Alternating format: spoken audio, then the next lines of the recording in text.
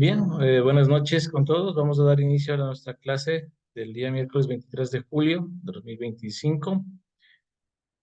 Ok, por favor, nada más antes de iniciar, ya les compartí la invitación para el día de mañana. Por favor, la asistencia de todos a la clase Team Teaching que vamos a tener para ver sobre las prácticas claves, ¿no? que necesitamos para la gestión de servicios tecnológicos. Entonces, por favor, mañana todos a las 7 para dar inicio a esa clase Team Teaching. Eso inicial, ¿no? Entonces, por favor, volverles a recordar, veo personas que todavía no realizan todas las actividades desde la unidad uno. Entonces, por favor, vayan realizando. Ya la siguiente semana vamos a terminar. Ya para la siguiente semana igual vamos a tener actividades varias, como es ya la configuración de la mesa de servicio, en base a lo que vayamos levantando, a las prácticas que vayamos levantando. Y también, aparte de este proyecto de la configuración de la mesa, vamos a tener una prueba teórica, ¿sí? De todo lo que hemos visto.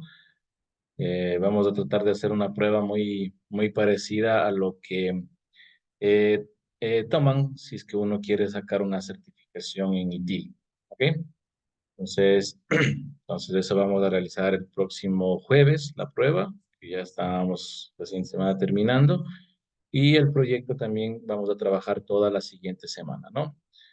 Entonces, bueno, ya les iré compartiendo ciertos tips para el examen final y bueno, este examen le estaríamos dando el día jueves de la siguiente semana. Como digo, vamos a tratar de hacer algo parecido a las preguntas muy parecidas a tratar de sacar una, una certificación, ¿ok? Listo. Entonces, dicho esas indicaciones preliminares, vamos a iniciar con nuestra unidad número 4. Voy a compartir mi pantalla.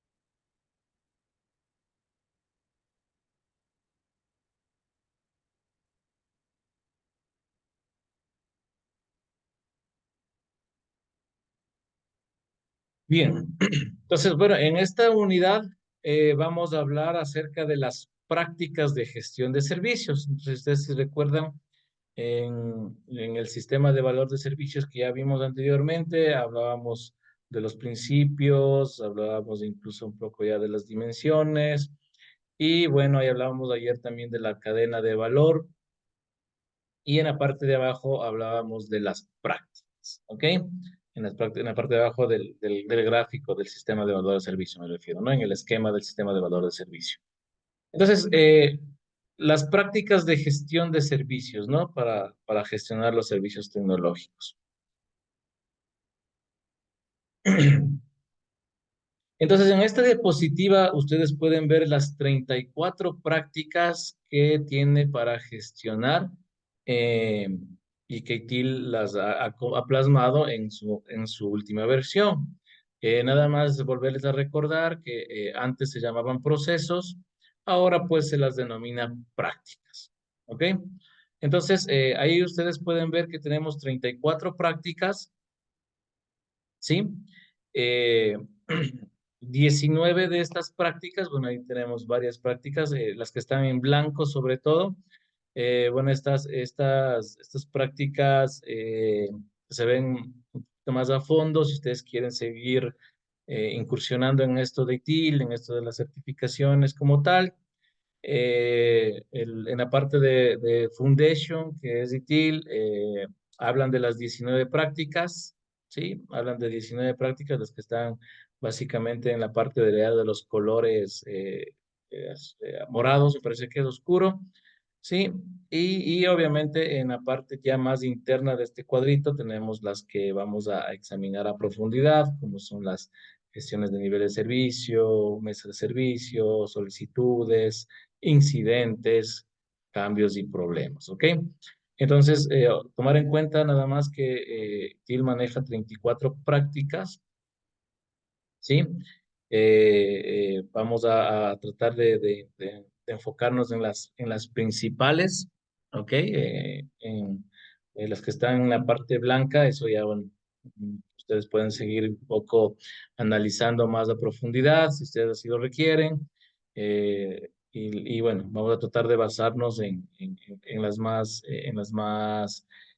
utilizadas para esta gestión de servicio, ¿no? Porque también el tiempo no nos da para analizar todas las 24 prácticas, ¿no? Entonces vamos a tratar de ver gestión de servicios, mesa de servicios, incidentes, liberaciones, vamos a hablar un poquito, vamos a conocer por lo menos cómo se maneja y pues en otras entraremos un poco más a detalle.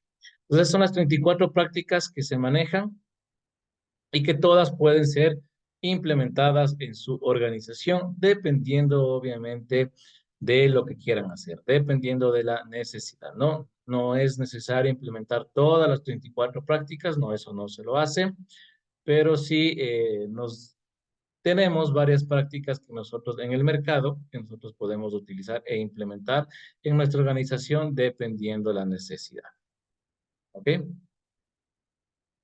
Entonces, bueno, ya para ir entrando un poco en materia, ¿qué, ¿qué es una práctica como tal, no? Entonces, una práctica de gestión es un conjunto de recursos, ¿sí? Recuerden que hablábamos ya antes de recursos organizacionales, es decir, que pertenecen a la organización y que están diseñados para llevar a cabo un trabajo o lograr un objetivo.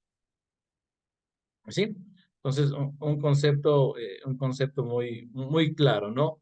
Entonces, una práctica de gestión es todo un conjunto que tenemos nosotros en la organización de los recursos que están disponibles y que están diseñados para llevar a cabo un trabajo o lograr un objetivo como tal.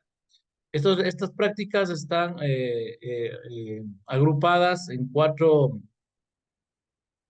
perdón, estos recursos están agrupados, obviamente, en las cuatro dimensiones que ya vimos, que era información y tecnología, personas y organizaciones, el flujo de valor y los socios y los proveedores, ¿no? Entonces, todo se enmarca también o se agrupa estas prácticas, o hay que tomar muy en cuenta en las dimensiones que vimos anteriormente, ¿no? Y las prácticas, como pueden ver en la diapositiva, se pueden clasificar o en tres corrientes, ¿no? Tenemos las prácticas de gestión generales o genéricas, tenemos las prácticas de gestión de servicios y tenemos las prácticas para la gestión técnica. ¿Ok? Entonces, estas 34 prácticas se clasifican en tres grupos, en donde hablamos de prácticas generales, hablamos de prácticas que ya son propias de la gestión de servicios y hablamos de prácticas para la gestión técnica. ¿Ok? Entonces, estas prácticas generales, ya hablando, viendo ya desde el sistema de valor de servicio que tenemos del gráfico ahí, como ustedes pueden ver, donde se marca la oportunidad demanda, la cadena de valor y el valor que se obtiene al final con el servicio, en donde hablamos de principios rectores, gobierno, y ahora estamos hablando ya de las prácticas, ¿no? Entonces, estas prácticas generales, entonces, o estas prácticas genéricas son, están asociadas y vinculadas 100% al negocio. ¿Sí? Estas, entonces, se ha separado, si no me equivoco, son 14 prácticas que están enfocadas especialmente en el negocio. ¿Ok? En el sponsor de negocio, el personal de negocio, que debe estar participando directamente en esta gestión, ¿no?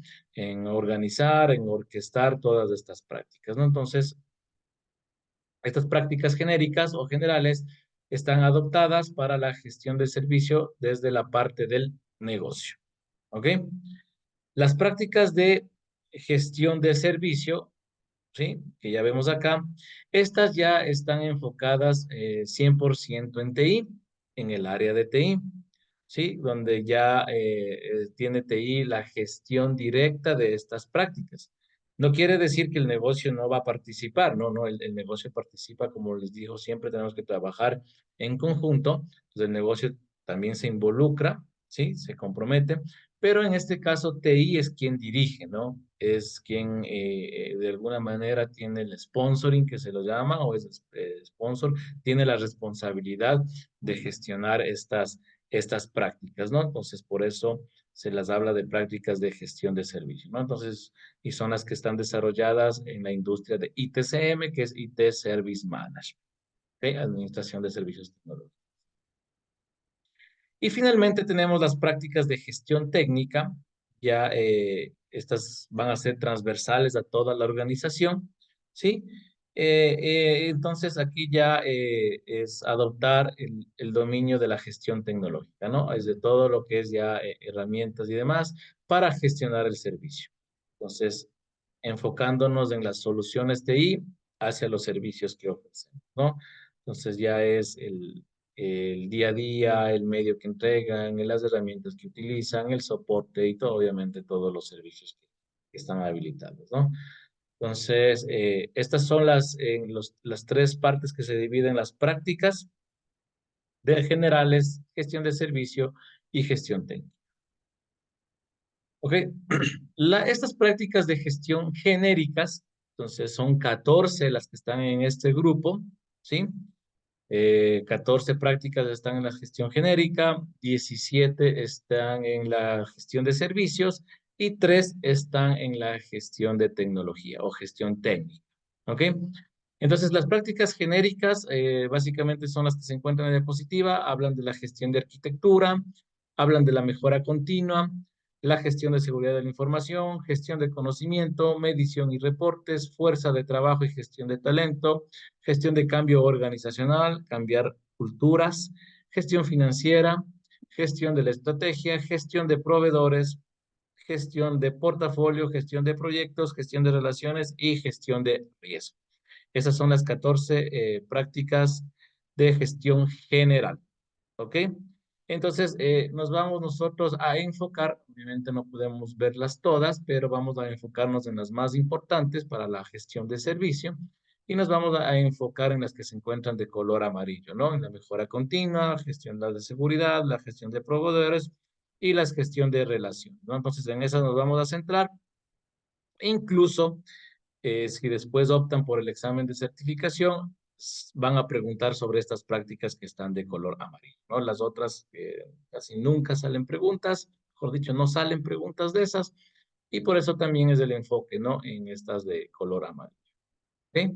Esas son las prácticas de gestión, las genéricas, ¿no? Mejora continua, seguridad, proveedores y relaciones, son las que nos vamos a enfocar. En las prácticas de gestión de servicio, que son 17, ¿sí? Entonces, donde tenemos ya la disponibilidad, la gestión de capacidad, desempeño, continuidad de servicio, niveles de servicio, control de cambios, la gestión de activos de TI, gestión de configuración de servicio, validación de servicio y pruebas, gestión de liberaciones, service desk o mesa de servicios, monitoreo y gestión de eventos, gestión de incidentes, gestión de solicitudes y gestión de problemas. Fíjense, aquí ya aparecen las que nosotros utilizamos, prácticas especialmente que se utilizan en la gestión a través de una mesa de servicios, ¿no? Entonces, asimismo nos vamos a enfocar en las que se encuentran de color amarillo, ¿sí? Que nos dan valor para la gestión de servicios, ¿no? Y la última práctica de gestión técnica habla ya de gestión de despliegue, gestión de plataforma e infraestructura y gestión y desarrollo de software, ¿no? Entonces, aquí en la última práctica de gestión técnica nos vamos a enfocar en lo que es la gestión de despliegue, ¿no? Que habla ya de los despliegues. Fíjense, aquí se entrelaza con DevOps, porque DevOps habla de la integración y despliegue continuo. Entonces, aquí entra mucho también la parte de DevOps en la gestión de despliegue. ¿Ok? Entonces, esas son las 34 prácticas que están divididas en las prácticas generales de servicios y las partes técnicas. ¿Ok? Entonces, vamos a ir entrando en cada una de ellas. ¿Listo? Entonces, ya ingresando en la práctica de gestión generales, vamos a hablar de la mejora continua. ¿Sí? ¿Cuál es el propósito de esta práctica de la mejora continua? Esta consiste en alinear las prácticas y los servicios de la organización con las necesidades cambiantes del negocio. ¿Sí? ¿A través de qué? A través de la mejora de continua de los productos, servicios, prácticas o cualquier elemento que esté involucrado en la gestión eficiente y eficaz de productos y servicios. Entonces, siempre nosotros tenemos que buscar la mejora continua de nuestro servicio. No podemos quedarnos estancados en que nuestro producto o servicio está listo en el mercado y ahí se queda por años con lo que ofrece. Tomen en cuenta que todo cambia, hay nuevas necesidades y nosotros, nuestro producto, también tenemos que prever que hay que mejorar. Pues, que tiene que existir una mejora continua siempre de nuestros productos en base al mundo cambiante que tenemos, ¿no? A veces aparecen nuevas tecnologías, aparecen nuevas prácticas, aparecen nuevas necesidades y nosotros también tenemos que ir mejorando nuestros productos, ¿no? A eso hace mención la parte de mejora continua, ¿no? ¿Y cuáles son las actividades claves de mejora continua? Entonces, fomentar la mejora continua a lo largo de la organización. Toda organización tiene que estar enfocada en la mejora continua. Asegurar el tiempo y el presupuesto dedicado a la mejora continua. Entonces, cuando planifiquemos, tenemos que asignar siempre un tiempo y un presupuesto para mejoras que puedan salir, ¿sí? Identificar y registrar oportunidades de mejora. Eso, alguna área, alguna parte específica va a estar involucrada en esta identificación. Evaluar y priorizar las oportunidades de mejora. Pues, obviamente, ¿no? Nosotros tenemos que todas las oportunidades de mejora que nosotros vayamos identificando. Aquí usamos mucho lo que se llama el backlog, que es todo un listado de requerimientos. Eh, si nos enfocamos en Scrum o recordamos de Scrum, que es la metodología ágil, en Scrum se maneja un Product Backlog, entonces que al inicio es todo un listado de requerimientos que se trabaja en conjunto con el usuario final para ver lo que él quiere y construirle lo que él quiere. Pues algo parecido pasa aquí. Aquí vamos a manejar un backlog, pero de oportunidades de mejora, ¿no es cierto? Entonces vamos a tener todo un backlog de las oportunidades de mejora que nosotros identifiquemos. A estas las vamos a evaluar y las vamos a priorizar, a estas oportunidades de mejora, ¿sí? Vamos a coordinar estas actividades de mejora a lo largo de toda la organización. Vamos a medir y evaluar después los resultados que tengamos de estas oportunidades de mejora. Hay que planear, hay que implementar las mejoras y elaborar casos de negocio para la acción de mejora, ¿no? Lo importante siempre, siempre es que tengamos un enfoque hacia la mejora continua. Entonces, hay que fomentar el uso de, como les comentaba, de este backlog, ¿sí? De mejoras, en donde vamos a tener todas estas mejoras y vamos a priorizar, vamos a evaluar, vamos a ver cuál tiene o vamos a poner ahí desde la que tenga mayor valor hasta la que tenga menor valor para la organización. Entonces, siempre es una buena práctica, ¿no? Esto de tomar un registro de todas las mejoras, evaluarlas y priorizarlas. Entonces, tenemos que tener ese recurso, ese tiempo para poder hacer esta evaluación, ¿no? Entonces, y qué también involucra aquí, por eso incluso hablo un poco de la agilidad, puede tener nuestro backlog de mejoras. Tenemos que, como otra buena práctica, crear pequeños equipos de trabajo. Nos recuerdan que incluso en uno de los principios hablaba de la parte de para, romper o hacer interacciones, ¿no es cierto?, a todo nuestro trabajo, a nuestro servicio. Entonces, aquí también es generar equipos de trabajo, ¿no es cierto?, pequeños para que se les pueda asignar estas mejoras a estos equipos con el fin de que avancemos y mejoremos dentro de la organización, ¿no? Entonces, a eso hace mención lo que es la mejora continua, ¿ok? La otra práctica es la gestión de seguridad de la información. Entonces, ¿qué se encarga básicamente? Esta parte de la gestión de seguridad de la información es proteger la información, ¿no es cierto? Vamos a proteger la información que la organización necesita llevar a cabo en sus actividades de negocio. Esto incluye la gestión de riesgos, el entendimiento para gestionar la confidencialidad. La información debe ser confidencial, no todos pueden, bueno, usuarios externos pueden tener, no pueden tener acceso a ello. La integridad, los datos deben ser íntegros y la disponibilidad, ¿no? Que esta información siempre se encuentre disponible, ¿no? Así como otros aspectos de seguridad, tales como la autenticación, en donde nosotros solo demos acceso a las personas que necesitan, ¿no? Que tienen que entrar exclusivamente a observar o hacer cualquier, o entrar a cualquier módulo, ¿no? Y de esta parte o sea, y la parte del no repudio, ¿no? Entonces, ¿qué quiere decir el no repudio? Es que nosotros garanticemos que alguien no pueda negar que ha hecho algo o que ha cometido un riesgo o que ha cometido una inseguridad, ¿no? O no ha seguido toda la parte de seguridad. Entonces, esta seguridad es necesaria en todas las organizaciones. La parte de seguridad de la información, sobre todo, es muy importante. La información es un activo muy importante en nuestras empresas, entonces por eso nosotros tenemos que establecer políticas, procesos, conductas, trabajar en conductas, la gestión de riesgos, tener controles, ¿no es cierto?, para mantener un equilibrio, ¿no? ¿Entre qué tenemos que mantener un equilibrio? La prevención. Entonces, siempre asegurar que no se produzcan incidentes de seguridad. Entonces, lo importante es tratar de prevenir los incidentes de seguridad. Y el otro elemento es la detección. Entonces nosotros tenemos que detectar los incidentes que no pudieron prevenirse, ¿no es cierto? Lo importante es prevenir y pues ya si no pudimos prevenir, hay que detectar esos incidentes de seguridad con la rapidez posible para que no se pueda vulnerar nuestra información y obviamente hay que tenerlo de manera confiable. Y finalmente a esta detección hay que corregirle, ¿no? Entonces, la corrección es recuperarse de incidentes tras ser detectados. Entonces, es muy importante tomar en cuenta estos elementos en la parte de gestión de seguridad, prevención, hay que prevenir siempre, detección, pues si ya no lo prevenimos, lo detectamos, actuamos con rapidez, y la corrección, entonces, recuperarse de los incidentes que hayamos detectado. ¿Ok? Entonces, muy importante también la parte de seguridad de la información en nuestra institución. ¿Ok? Nuestra organización.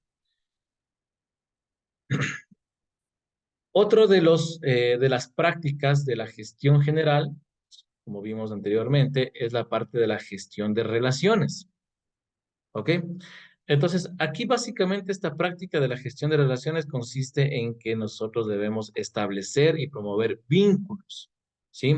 Estrechar lazos entre la organización y otras partes interesadas, ya sea en niveles tácticos o sea en niveles estratégicos, los stakeholders para la entrega de servicio, ¿no? Pues aquí en la parte de gestión de relaciones es establecer y nutrir el enlace entre la organización y los interesados, ¿sí? En donde incluya una identificación, un análisis, un monitoreo y la mejora continua de las relaciones, que hablamos de las relaciones entre todos los interesados. Entonces, en donde nosotros aseguremos que todas las partes, las necesidades, todas las partes y necesidades estén cubiertas, se comprendan y que establezcan una prioridad adecuada de los servicios, que la satisfacción de las partes interesadas sea alta y que se establezca y mantenga una relación constructiva entre estas partes, ¿sí? Que las prioridades de los clientes para los productos y servicios nuevos o modificados se establezcan en conjunto para generarlo de manera eficaz. Aquí también tenemos que atender las quejas, sí, los escalamientos de las partes interesadas y estas se gestionan de manera adecuada, ¿no? Mediante un proceso empático, ¿no? Un proceso empático, hay que tener empatía siempre para llevar una buena relación, ¿sí? Siempre enfocando en que la organización facilite la creación de valor para todas las partes interesadas, ¿no? Que eso ya hemos venido hablando, ¿no? Entonces, aquí puede entrar un rol muy importante para la parte de las relaciones. Y justo ayer también hablábamos de eso en un ejemplo una situación que tuvo que tuvo en una organización, con ATMs y bueno, proveedores y demás. Entonces aquí esta práctica de gestión de relaciones nos va a ayudar a que todos trabajemos en conjunto y nos llevemos bien, ¿no? Entonces aquí, por ejemplo, es muy importante, como comentaba ayer, si hablamos de agilidad, aquí un rol muy importante que es el Product Owner. Entonces aquí debe haber, y si no se aplica la agilidad, siempre hay un líder de producto que se lo llama en las empresas, ¿no? Entonces este Product Owner o dueño del producto es el puente entre la organización y el cliente. Es el que va a ayudar a definir bien claro los requerimientos, ¿no? Es el que va a ayudar a que se entregue lo que el cliente quiere y trabaja también con el equipo en la organización y también trabaja con el usuario. Entonces, ese es el que va a mantener esas buenas relaciones entre ambas, todos los interesados. Eso es lo importante, ¿no? Mantener unas buenas relaciones en todos los niveles que tengamos entre los interesados para entregar un servicio. ¿Ok? A eso hace mención esta parte de gestión de relaciones. El siguiente punto, la siguiente práctica es la gestión de proveedores. ¿Ok? Entonces, fíjense, hay muchas prácticas y para todo, ¿no? Entonces, hay que identificar qué prácticas nosotros necesitaremos en nuestra organización.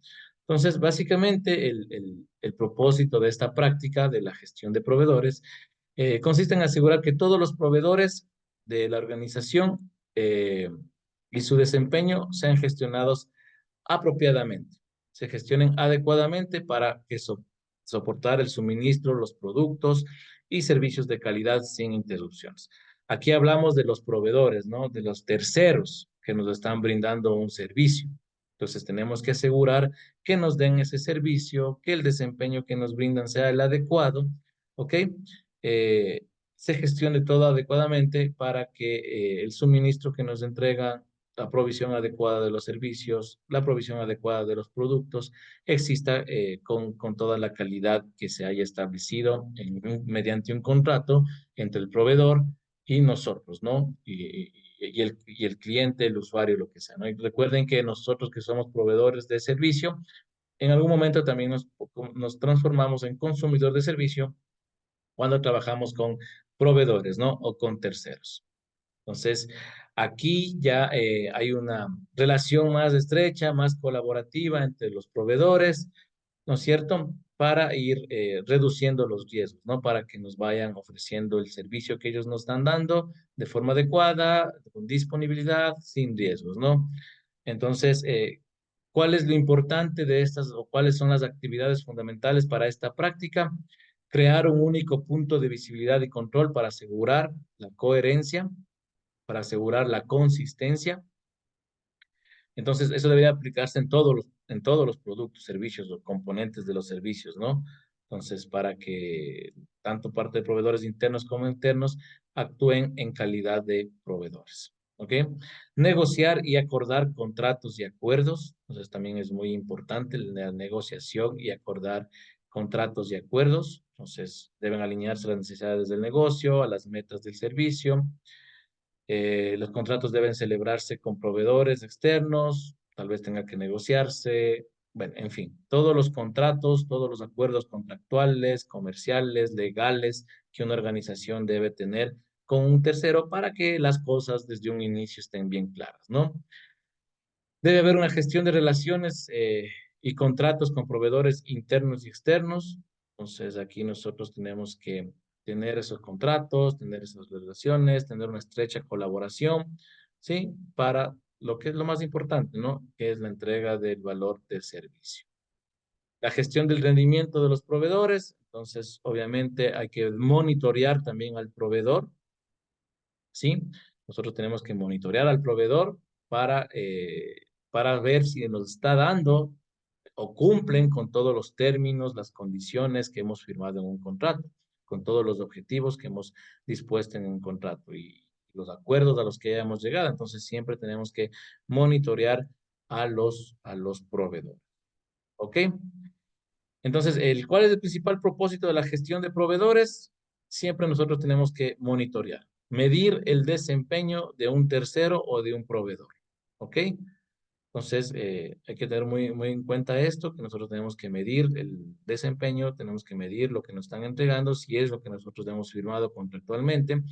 Entonces, siempre que se contrata con un tercero, hay que considerar el contrato, ¿no es cierto? Que quede escrito tal cual va a ser el mecanismo en que se va a trabajar entre estas dos partes y pues nada, ¿no? Medirle siempre, monitorearle siempre a nuestro proveedor.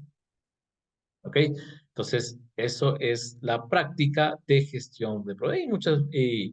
Y esa práctica, por ejemplo, en algunas de las regiones ya lo deben estar haciendo. Por ahí escuchaba algunos que ya trabajan con proveedores, entonces mm, ya están ejecutando esta práctica, ¿no? Deben tener un contrato de por medio, me imagino, ¿no es cierto? Deben tener una relación, alguien debe estar a cargo con el proveedor, le deben hacer un monitoreo, deben ir viendo si hacen si están cumpliendo con todo lo que está escrito en el contrato. Entonces, ciertas prácticas ya deben estar en sus organizaciones implementadas. ¿Ok? Tenemos la práctica de gestión de disponibilidad, ¿no? Entonces, ¿en qué consiste la disponibilidad? En que asegurar que nuestros servicios entreguen todos los niveles acordados de disponibilidad para satisfacer las necesidades de los clientes y usuarios. Esto está 100% relacionado con algo que ya veníamos hablando, que son los SLAs o los acuerdos de nivel de servicio. ¿Ok? Entonces, la parte de disponibilidad es asegurar que los servicios acordados sean entregados bajo todos los niveles de disponibilidad que satisfagan las necesidades de los usuarios. Los acuerdos de nivel de servicio aquí son muy importantes. Aquí nosotros tenemos que definir cuál va a ser el nivel de servicio que nos va a entregar o que nosotros incluso vamos a entregar del servicio o del producto, ¿no es cierto? Pues aquí se habla de los SLAs, de acuerdo de nivel de servicio, o también se los conoce como objetivos de nivel de servicio. Sí, entonces nosotros tenemos que asegurar eh, que todos los elementos que estén cumpliendo, que tengamos los tiempos de entrega, que la información sea segura, ¿no es cierto? El desempeño de los servicios son elementos claves para medir y comprometer los niveles de servicio, ¿no? Pues aquí, básicamente, por lo general se mide el uptime, ¿no es cierto? Las horas que el servicio está activo. Pues, por ejemplo, si ustedes han visto la nube, Amazon, Azure, la que sea, ellos nos ofrecen una disponibilidad del 99.9%. Es decir, que su servicio que nos están ofreciendo va a estar siempre disponible el 99.9%. Entonces, tienen ellos un acuerdo de nivel de servicio que nos dicen el 99.9% va a estar disponible tu servicio en la nube. Entonces, a eso menciona aquí, ¿no? A la parte de disponibilidad. Igual, ¿cómo hacemos eso? Pues eso también nosotros medimos de parte del servicio, monitoreamos que nuestros servicios estén disponibles. Si nosotros estamos ofreciendo el servicio, nosotros tenemos que monitorear nuestro servicio para que nosotros podamos tener alertas, ¿no? Si es que se nos cae el servidor donde está nuestro servicio instalado, pues nada, tenemos pues el servicio se va a caer y ya no va a estar disponible. Entonces ya no estamos cumpliendo con con esta práctica de disponibilidad. Pues aquí por lo menos, aquí incluso ya tenemos que meter herramientas de monitoreo, en donde esté monitoreando todos los componentes que forman parte de nuestro servicio, nuestro producto, hablando de TI específicamente, porque todo un servicio de TI por detrás tiene componentes, ¿no? Puede tener componentes hardware, componentes software, componentes de red. Entonces, todos esos componentes tienen que estar siempre disponibles porque toda su relación, si uno se cae, puede caerse todo el servicio. Entonces, tiene que estar disponible. Hay que monitorear estos componentes, ¿no? Entonces, ya vamos a ver, estos componentes se les llama los elementos de configuración o CI, que están relacionados y ofrecen un servicio. Entonces, todos estos componentes o elementos de configuración tienen que estar siempre monitoreados para que podamos ver que, por ejemplo, nuestro servidor no se caiga, ¿no es cierto? Entonces ya nos puede llegar alertas preventivas de que el servidor ya no va a responder o algo le está pasando y pues puede caerse, ¿no? Y que nos genera indisponibilidad de nuestro servicio. Entonces es muy importante medir esta parte de disponibilidad de nuestros servicios para que el cliente pues no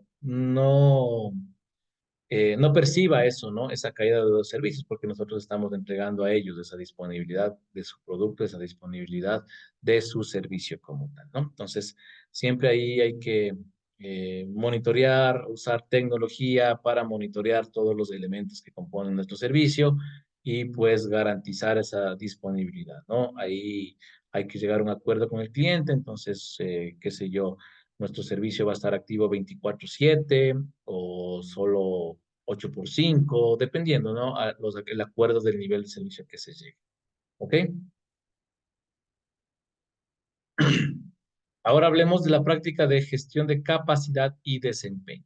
¿Ok? Entonces, aquí nosotros, o con esta práctica, lo que tratamos de hacer es que asegurar que los servicios logren los niveles de desempeño esperados y acordados. ¿Para qué? Básicamente para satisfacer la demanda actual y futura de manera que exista costo-beneficio. Evidentemente, esta práctica está 100% relacionada con la demanda de los servicios. Entonces, aquí nosotros planeamos la capacidad dependiendo de la demanda. Nosotros tenemos que ver si nuestro servicio va a ser capaz, sí, va a tener toda esa capacidad eh, de que me invento, 2.000 usuarios puedan usarlo al mismo tiempo, ¿no es cierto? Hay que medir esa capacidad, hay que medir ese desempeño de nuestro servicio, ¿sí?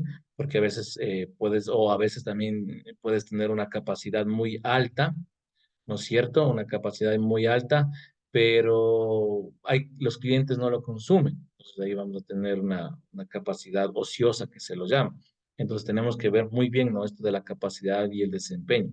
O sea, hay que asegurar que todos los servicios, ¿no es cierto? Hay que asegurar que los servicios logren lo acordado y sus expectativas de desempeño satisfagan la demanda actual y futura de manera exitosa y que tengamos el costo-beneficio, ¿no? Pero aquí hablamos de la capacidad que va a tener nuestro servicio, ¿no? Para que el desempeño que va a tener nuestro servicio, para que nuestro servicio, o mejor dicho, los usuarios puedan utilizar o puedan consumir este servicio.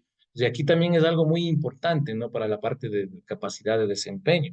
Cuando nosotros estamos teniendo un producto, un servicio que lo vamos a poner en producción o que lo vamos a ofertar, no, es muy importante hacer pruebas, ¿ok? Entonces, nosotros podemos hacer en este caso pruebas de desempeño.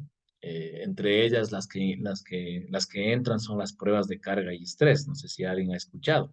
Entonces, es una buena práctica previo a lanzar nuestro producto, hacer pruebas de carga y estrés a nuestro servicio tecnológico, nuestro producto tecnológico en donde nosotros metemos tantos usuarios como podemos, generamos flujos para que después nuestro servicio no se nos caiga, ¿no? Que a veces ocurre eso, ¿no? Cuando entramos a una página, eh, a veces nos toca hacer una declaración, por ejemplo, ¿no? Una declaración del impuesto a la renta, me invento, ¿no? Entonces a veces se entra a la parte del SRI y como todo el mundo está en el último día haciendo, pues la página empieza a colapsar y se vuelve a ser muy lenta, en fin. Entonces, para que eso evite, o cuando hubo las elecciones también, por ejemplo, ¿no? Están metiendo datos y de ahí está mucha gente entrando para ver en la página del CNE cómo van las elecciones, cómo van los resultados de las elecciones.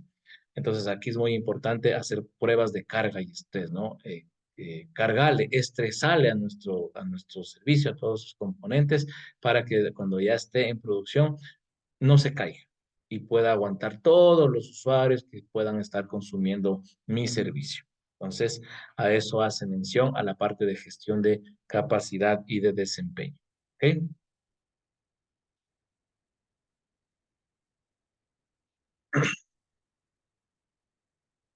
La parte de gestión de continuidad del servicio, ¿ok? Esta otra práctica, ya ahora ya entramos a las prácticas, perdón, eso me olvidé decirles, desde la parte de gestión de disponibilidad, ya entramos a las prácticas de gestión de servicio, ¿sí?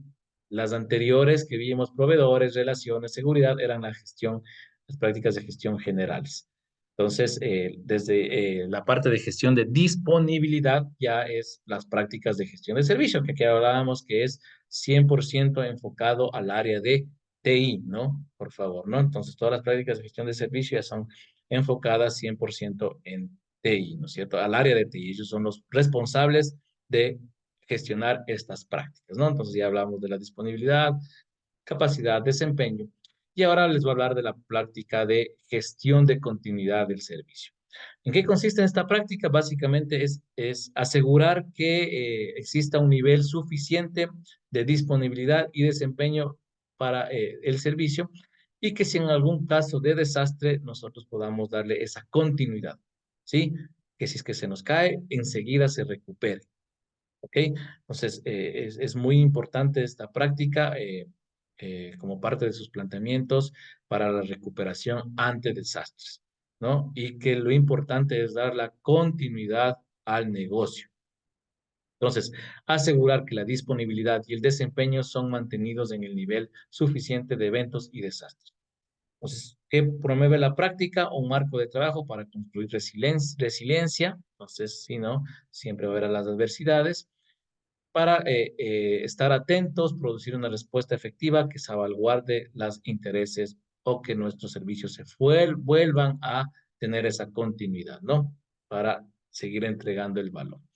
Entonces, aquí también seguramente muchos aplican esta práctica de la gestión de continuidad cuando tienen un disaster recovery, ¿no es cierto?, en sus servicios. A veces tenemos dos data centers, podemos tener un data center físico, ¿no es cierto?, en nuestras instalaciones o nuestros servidores en nuestras instalaciones y también para poder tener esta práctica de desastres, para poder atender o nosotros poder actuar rápido ante los desastres. A veces hay organizaciones que lo tienen en la nube también, ¿no? La misma, ¿no? Como una réplica. Entonces, ¿qué pasa? No se nos cae aquí y enseguida hace un switch y sube lo que está en la nube para que nuestro servicio no se vea degradado. Entonces, esto también pasa, por ejemplo, en esto de la nube mismo, ¿no? Hablando de estas nubes que nos ofrecen. Entonces, si ustedes se fijan, ellos tienen en varios países todos los data centers. Entonces, varios países, ¿no? Ahí tienen los data centers montados. Entonces, si es que se cae por A o B en algún lado, enseguida hace un switch y se levanta el servicio desde el otro porque tienen una réplica, ¿no? Entonces, ¿qué están haciendo a esto? Dando continuidad al servicio, continuidad al servicio. Eso es lo importante de esta práctica, ¿ok?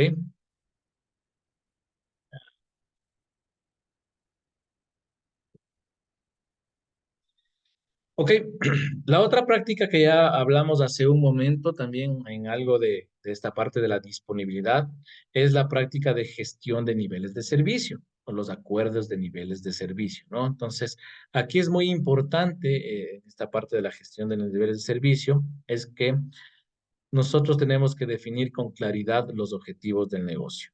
¿Sí? Los objetivos del negocio y los niveles del servicio. Es asegurar que toda esta entrega de servicios sea evaluada, sea monitoreada y sea gestionada en base a los objetivos de nivel de servicio que nosotros nos planteemos inicialmente. ¿Ok? Entonces, contar con un conjunto claro de estos objetivos basados en el negocio para el desempeño de servicios. Entonces, de igual manera, los servicios pueden ser valorados, monitoreados y gestionados en comparación a los acuerdos a los que hemos llegado. ¿Sí? ¿Qué tenemos que tomar en cuenta? Bueno, un concepto muy importante aquí, ¿qué es un nivel de servicio? Entonces, es una o más métricas que definen la calidad del servicio esperada o lograda. Pues, se encarga de medir, básicamente es medir la experiencia del usuario, ¿no? Entonces, si tú llegaste a un acuerdo de nivel de servicio con el usuario, que tu servicio siempre va a estar 24/7 disponible, que vas a darle 99.9% de disponibilidad. Entonces, aporta esto, ¿no? Que nosotros tengamos toda esa visibilidad de extremo a extremo de los servicios de la organización, si estamos o no cumpliendo con todo lo acordado. Entonces, siempre hay que establecer una perspectiva compartida entre los servicios y el nivel de servicio, asegurar que la organización alcance los niveles de servicio si nosotros somos los que estamos proveyendo, ¿no es cierto? Hay que recopilar, hay que monitorear, hay que hacer el análisis para tener un informe de las métricas, ¿no? Entonces, todo lo que se mide se mejora, ¿no? Entonces, aquí ya entran herramientas que van a medir servicio. Por ejemplo, ¿cómo se mide un acuerdo de nivel de servicio? Ya estando en la mesa como tal, cuando un incidente se genera o un requerimiento también se solicita, entonces ahí por lo general se define, ¿no? En cuánto tiempo va a ser solucionado o solventado ese incidente. ¿Ok? Entonces ahí llegamos a un acuerdo de nivel de servicio. Entonces en las mesas de servicio se configura estos acuerdos, ¿no? Ya hablando de la práctica, no en las herramientas. Entonces si llega un incidente y si ese incidente pues es de una prioridad alta, de una urgencia alta, entonces todos los incidentes que sean catalogados como urgencias, prioridades altas, van a tener una hora para ser solucionados. Me invento, ¿no? Entonces, eso es un acuerdo de nivel de servicio. Entonces, cuando se genere un incidente que sea de prioridad alta y que esté afectando a un componente de un servicio crítico como tal, pues el SLA me dice que yo tengo que atender ese incidente en una hora, en 2 horas, dependiendo, ¿no es cierto?, cómo se haya definido esos acuerdos. Entonces, a eso hace mención esta parte, ¿no?, de los niveles de servicio, ¿no? Entonces, pero siempre enfocado, ¿no? Un enfocado, siempre no se olviden de un enfoque holístico, ¿no? Que tener toda la claridad del servicio, ¿no? Entonces, esos son los acuerdos de nivel de servicio.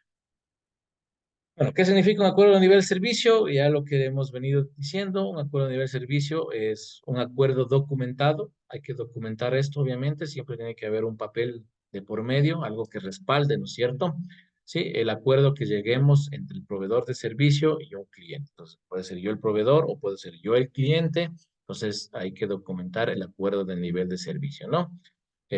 Para saber todo lo que se espera, ¿no? Entonces, hay que documentar esto, ¿no? Entonces, estos acuerdos de nivel de servicio llevan mucho usándose, incluso yo pienso que en sus organizaciones ya lo están haciendo, tal vez tienen por ahí un documento manual en donde el servidor les ofrece un servicio, tienen un proveedor que les ofrece un servicio, que les está atendiendo algo de un servicio que ustedes ofrecen y ahí van a tener ya acuerdos de nivel de servicio. Entonces, esta es una herramienta que ya se lleva mucho tiempo usándose, ¿no es cierto?, para ir midiendo el desempeño de los servicios desde el punto de vista del cliente. Entonces, yo como cliente llego a un acuerdo y tienen que darme ese acuerdo, no tienen que cumplirme ese acuerdo que yo tuve, ¿no? Entonces, esto a nivel de todo el negocio general, ¿ok? Y siempre nosotros, después de un acuerdo de nivel de servicio, tenemos que tener una retroalimentación de los clientes. Sí, nosotros, otro factor clave para llegar o alcanzar este acuerdo de nivel de servicio es la retroalimentación de los clientes, ¿no? Entonces, esta información podemos tener de varias fuentes, o tanto formales como informales. Por ejemplo, podemos hacer una encuesta, ¿no es cierto? Para obtener la retroalimentación inmediata. Entonces, hacemos preguntas de seguimiento sobre incidentes, si es que fueron atendidos, no fueron atendidos, si es que están de acuerdo o no están de acuerdo. Si ustedes, no sé si recuerdan cuando les mostré el demo, ¿ok? Entonces, cuando alguien, cuando se genera, hacen un requerimiento o tal vez atienden un incidente, después les llega una encuesta de satisfacción. Entonces, ahí la persona que se sirvió de eso, les llega una encuesta y le dice, pues fue atendido, qué puntaje nos darías. Entonces, a eso se refiere, ¿no? Con la retroalimentación de cliente. Con eso sabemos si estamos cumpliendo o no estamos cumpliendo el acuerdo del nivel de servicio, ¿no? Y también, bueno, es una encuesta, ¿no? Y también podemos tener medidas ya claves relacionadas al negocio, ¿no? Entonces, ya podemos tener otras mediciones, ¿no es cierto? Como una transacción de venta, ya podemos ver en ventas, ya podemos ver en la realización o concreción del proyecto, ¿sí? Por ejemplo, cuántos minutos se demoró en, qué sé yo, en entregarle un teléfono móvil, si es un servicio de salud, cuántos minutos se demoró o tuvo para llegar a tal lugar una ambulancia, me invento. Entonces, otras métricas ya del negocio, o si no, con encuestas también nosotros podemos tener la retroalimentación para, o con el objetivo de ver si se está cumpliendo o no se está cumpliendo esta parte de la gestión de niveles de servicio. ¿Ok? Otra de las prácticas en la gestión de servicios como tal, recuerden que esto ya está 100% enfocado en TI, tenemos la parte de control de cambios, o que antes lo llamábamos el proceso de cambios. Entonces, ¿cuál es el propósito de la práctica habilitación de cambio? ¿No es cierto? O controles de cambio. Entonces, consiste en maximizar el éxito en el número de cambios en TI para asegurar que los riesgos son valorados apropiadamente. ¿Ok? Y que la autorización de cambios es realizada y que se gestiona el calendario de cambios. Entonces, ¿qué es importante aquí? A veces la gente prefiere no cambiar, ¿no es cierto? Hay veces que no somos, nos ponemos un stop y decimos, no, nos quedamos en nuestra zona de confort y no queremos cambiar. Entonces, a veces cuando se hace un cambio es como que la gente me están imponiendo esto. Entonces, hay que tomar en cuenta que a veces da más éxito hacer un cambio, ¿no es cierto?, en TI para que nuestro servicio pueda tener esa continuidad, para que el cliente pueda seguir usando nuestros servicios. Entonces, hay un estudio que realizaron, no me acuerdo en qué año, en que decían que el 80% de los incidentes que sufrieron las organizaciones fueron resultados de un cambio no autorizado. ¿Ok?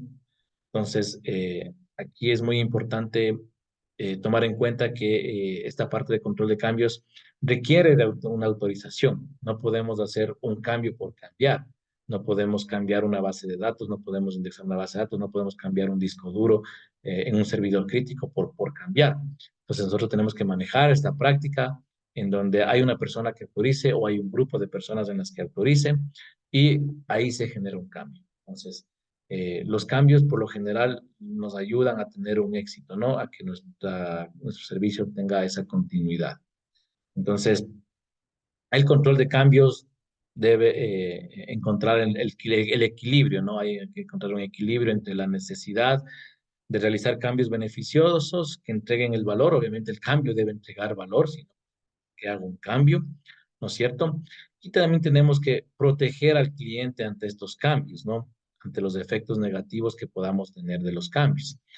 Entonces, todos los cambios deben ser evaluados por personas que son capaces de entender los riesgos, los beneficios también que vamos a tener y pues se debe realizar cambios antes de su despliegue, ¿no? Entonces, tenemos, perdón, tener una autorización antes de desplegar el cambio, ¿no? Entonces, muy importante esto del cambio. Nosotros tenemos que generar cambios con personas adecuadas que autoricen este cambio y que obviamente sea beneficioso, no que nos vaya a generar más problemas. ¿Ok? ¿Y cuál es el alcance de la habilitación del cambio? Entonces, cada organización define el alcance, ¿no es cierto? Entonces, estos cambios involucran en la infraestructura, hay cambios en las aplicaciones, en la documentación, en los procesos, relaciones con los proveedores, en todo, ¿no? En cualquier aspecto que pueda afectar de manera directa o indirecta al producto o servicio, ¿no? Entonces, ¿cuál es el alcance? Pues, por ejemplo, si nosotros queremos indexar una base de datos, por ejemplo, ¿no? Nosotros queremos volver a indexar una base de datos, entonces esto es un cambio que requiere una solicitud de cambio, entonces, eh, y debe pasar por un proceso de cambio. Entonces, porque una base de datos es muy, muy importante, ¿no? Es muy crucial en nuestros servicios. Entonces, nosotros tenemos que ver los cambios, ¿no? Que necesitemos. Incluso algunos cambios se pueden tratar nada más por la mesa de servicios. Otros cambios ya tienen que ir por otro camino, por otro flujo. Entonces, la idea siempre es que el cambio que se realice, ¿no es cierto? Sea en la infraestructura, sea la red, una actualización de una documentación. Entonces, todo cambio, ¿no es cierto?, que tenga un efecto positivo en nuestros servicios. ¿Ok? Entonces, ya vamos a hablar un poquito de qué tipos de cambios existen, ¿no es cierto? Los tipos de cambios que nosotros tenemos que manejar. Y sobre todo, todos los cambios necesitan una autorización antes de ser desplegados. Entonces, hay una autoridad de cambio, pues, donde nosotros generamos una persona o grupo que autoriza un cambio, ¿no es cierto? Pues a esta persona se le conoce como la autoridad. Entonces, yo pienso que también ya algunas organizaciones manejan esto de los cambios, no pueden hacer despliegues así porque sí de una base de datos, no pueden meter un servidor así porque sí o cambiar algo en el servidor así porque sí. Ustedes escucharon, cuando hay cambios no autorizados han generado mayores incidentes porque los cambios no han sido controlados. ¿Ok? Entonces siempre tienen que ser los cambios controlados, siempre tiene que tener una autorización previa al despliegue, ¿no? Sea en la infraestructura, sea en la red, un cambio en la documentación, en lo que fuere, ¿no? Entonces los cambios están enfocados en todo lo que interviene en el negocio, ¿no? ¿Y qué tipos de cambios tenemos?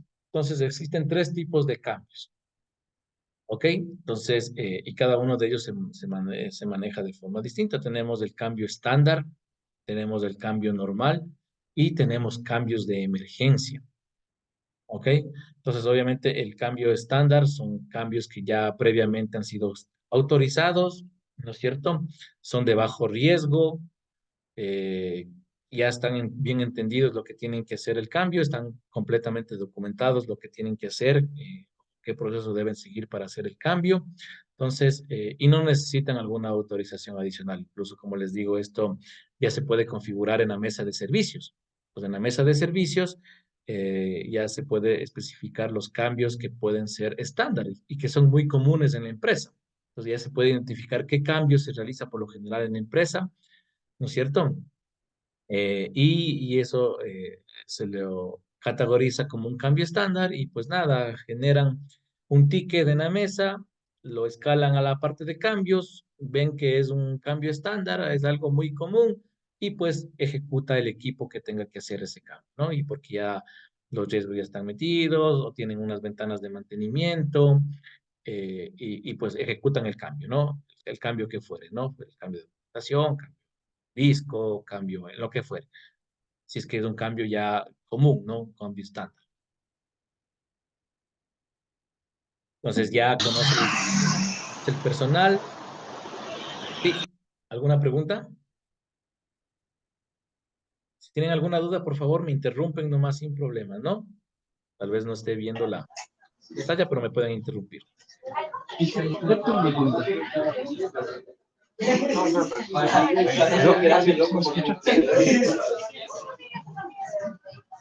Sí, me escucha, doctor.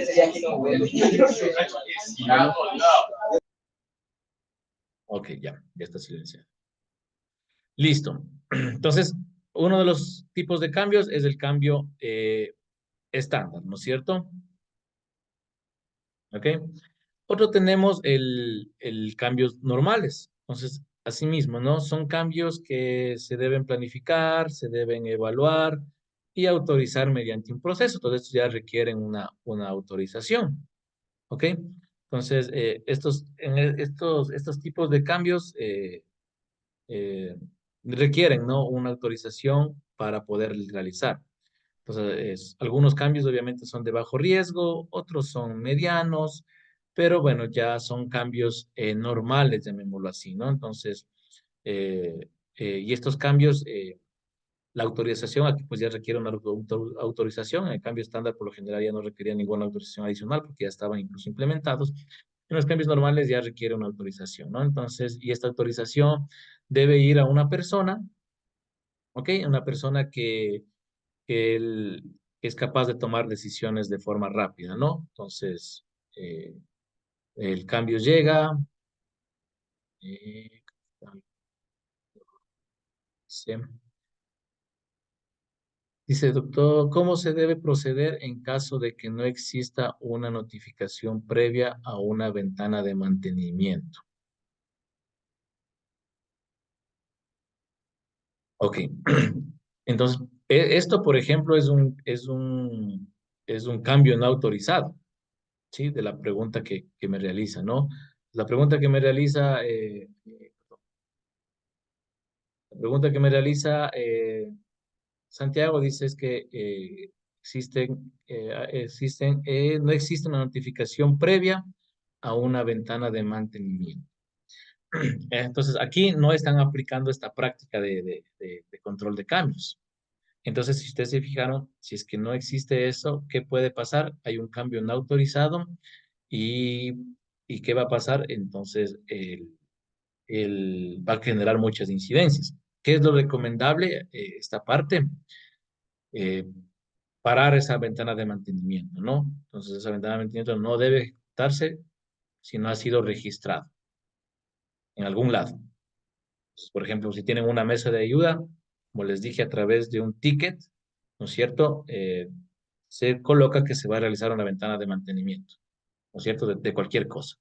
Entonces eso llega, va a la parte de cambios y bueno, si es algo que, como les digo, ya es común, entonces pues es un cambio estándar y listo, se ejecuta sin problema. Se hace un cambio y se registra y proceden con la ventana de mantenimiento. Pues si no es así, tienen que buscar una autorización a la persona que esté involucrada, el área que esté involucrada y generar asimismo un cambio normal. Y el otro puede ser un cambio de emergencia, ¿no? Hay cambios de emergencias. Entonces, la otra parte es el cambio de emergencia. Entonces, hay que implementar tan pronto como sea posible para resolver un incidente o aplicar un parche de seguridad, por ejemplo, si es el caso. Entonces, estos cambios, eh, algo también muy importante que deben manejar como buena práctica es un calendario de cambios. ¿Ok? Entonces, los cambios estándar, los cambios normales deben ya manejar un calendario. Las ventanas de mantenimiento deben manejar un calendario. Entonces, ya deben indicar cuándo lo van a realizar, ¿no es cierto? Porque si lo hacen, si no notifican, si no lo hacen, eso se convierte en un cambio no autorizado. Entonces, eso va a generar muchas incidencias, puede caerse el servicio y no están enterados.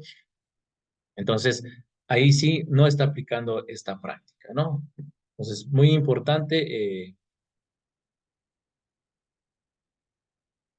y si está en vuelo ese proceso se puede detener, pues dependiendo, ¿no? Si es que ya mandaron, pues sí, pueden hacer un rollback. Sí, siempre hay los rollback, ¿no? Entonces, como digo, lo general es parar, si es que no existe esa notificación, si no está documentado ese cambio, si no está en el calendario de cambios, entonces lo ideal es parar y hacer un rollback. Si es que ya lo hizo, pues ya lo hizo, pero en la mejor práctica, así haya funcionado, ¿no? Así haya funcionado, es hacer un rollback, ¿no? Porque ¿qué pasa si no funciona? Entonces, obviamente tienen que volver a hacer el rollback. Entonces, si es que un cambio no es autorizado o no está o no fue notificado, pues eso hay que tratar de parar y hacer un rollback, ¿no? Porque tienen que manejar esta práctica, tiene que manejarse un calendario. Y si es de emergencia, pues los cambios de emergencia se lo hacen así, no hay problema, pero tiene que ser notificado el cambio de emergencia. Eso, así se lleva una buena práctica. Por eso son estas prácticas de gestión de servicio, ¿no? Entonces, yo recuerdo que en una empresa que yo trabajaba, cuando se hizo un cambio que no estuvo autorizado, pues nada, no nos dieron paso y puso hasta multa. Hubo hasta multa cuando se hizo rollback incluso. Funcionó, como les digo, pero se hizo rollback y se regresó. Entonces, tiene que seguir el flujo. Y pues, ¿qué pasó? Multa. ¿Qué pasaba si es que no funcionaba? Nada, servicio degradado. Chao, otra multa más. Entonces ya cuando somos proveedores o cuando estamos en ese, ya se manejan multas, ¿no? Se manejan penalizaciones, ¿no? Entonces, siempre tiene que haber una notificación. Siempre tiene que manejarse entre estos tipos de cambios, ¿no? Entonces, puede ser un cambio estándar, puede ser un cambio normal o puede ser un cambio de emergencia. ¿Y en dónde esto también se automatiza? En una mesa de servicios, ¿no? En un service desk. Ahí nosotros podemos manejar esta práctica, ¿no? Ahí ya podemos configurar los cambios estándar y asimismo al flujo se genera un ticket y les llega a la persona que debe autorizar, lee cuál va a ser, listo, déjame ver el calendario, sí, está en el calendario de cambios, entonces, aprobado, continúe con el cambio, ¿no? Entonces, en la misma mesa, aprueban, approve, se acuerdan que incluso en el demo que yo les mostré, ahí se solicitaba, creo que era un teléfono, ¿no? Y les llegó a alguien para que apruebe, al jefe inmediato, entonces él puso approve y pues ya después el área encargada le haría llegar pero fíjense, ya se registró, ¿no es cierto? Ya se registró ese requerimiento. Pues lo mismo pasa con los cambios, ¿ok? No sé si ahí tal vez Santiago está más claro, ¿no? Me indican nomás, por favor, cualquier inquietud.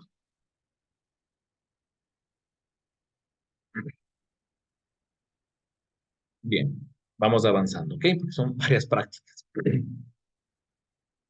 Tenemos la práctica de gestión de activos. Entonces, ¿qué es un activo? Bueno, entonces, básicamente consiste en planear y gestionar el ciclo de vida completo de todos los activos de TI.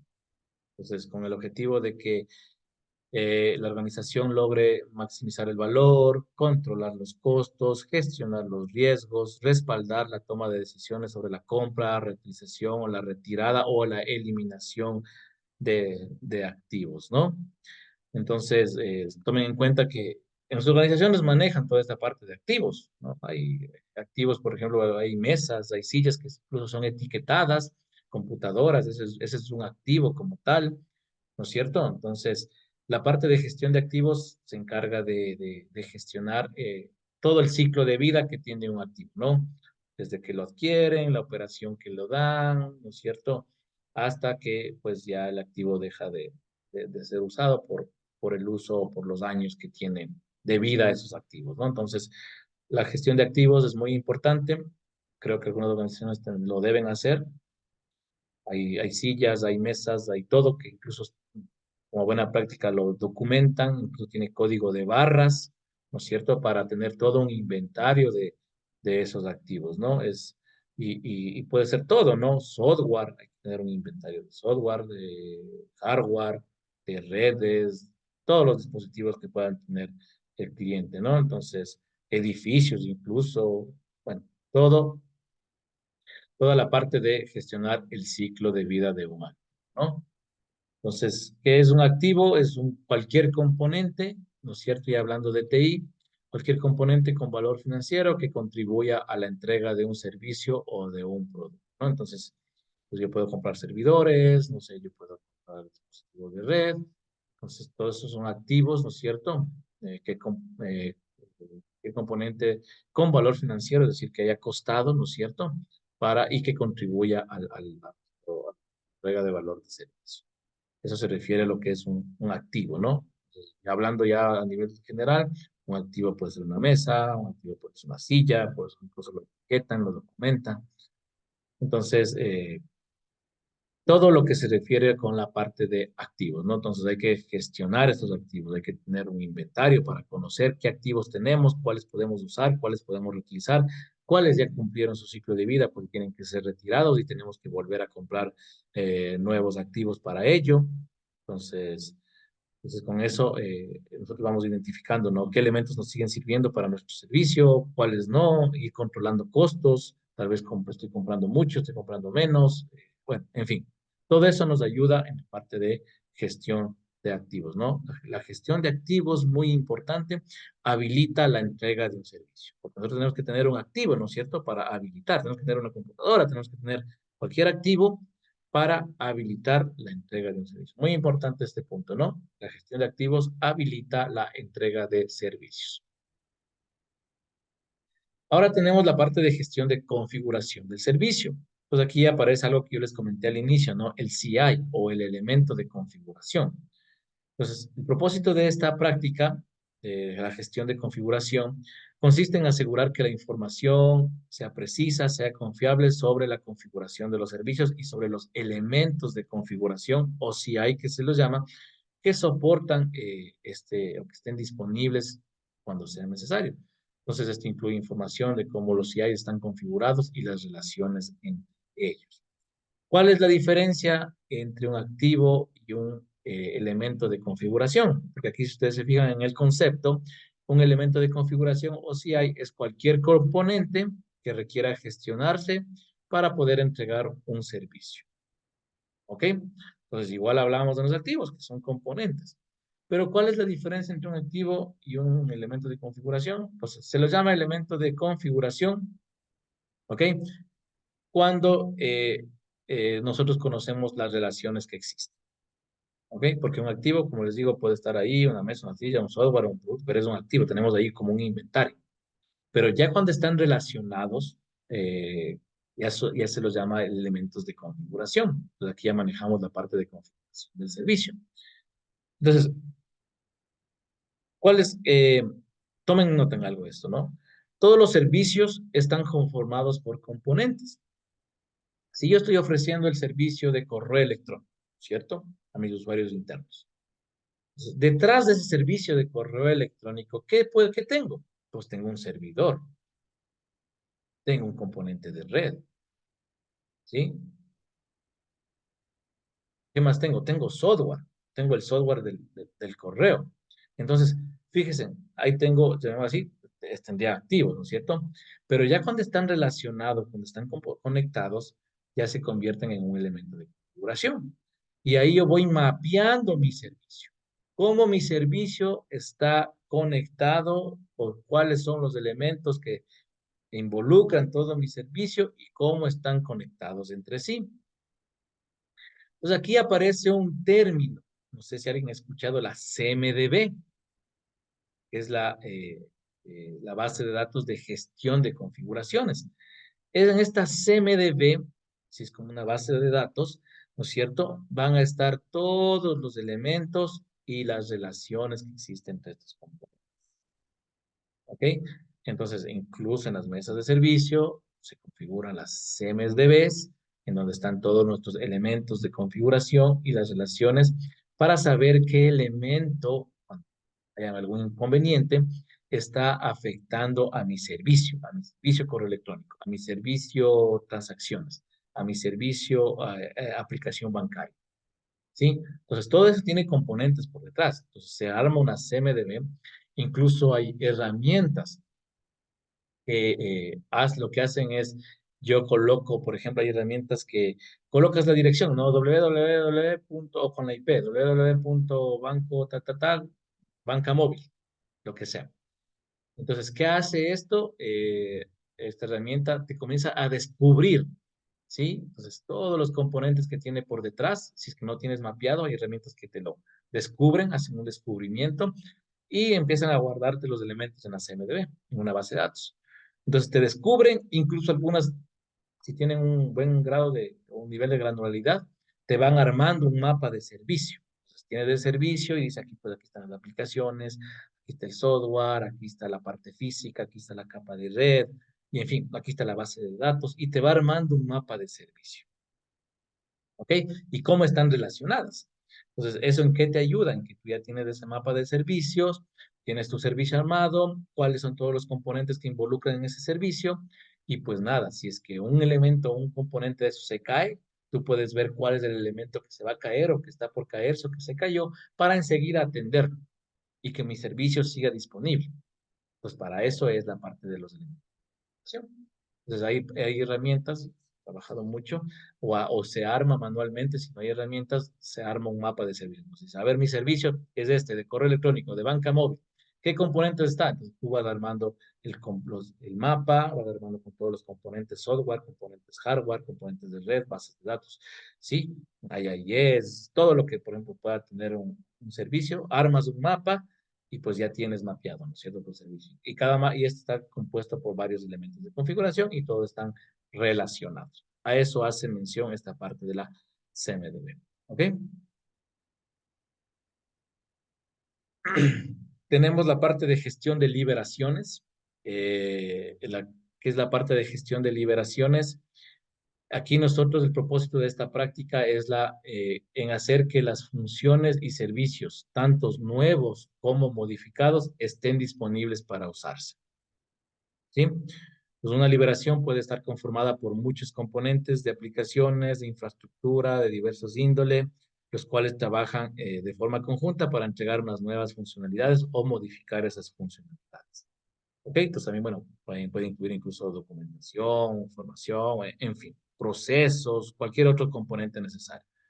Entonces, aquí básicamente nosotros se habla de las liberaciones, ¿no? ¿Qué es una liberación? Es una versión de un servicio u otro elemento de configuración o recopilación de elementos de configuración que estén disponibles para utilizarse. ¿Qué quiere decir esto?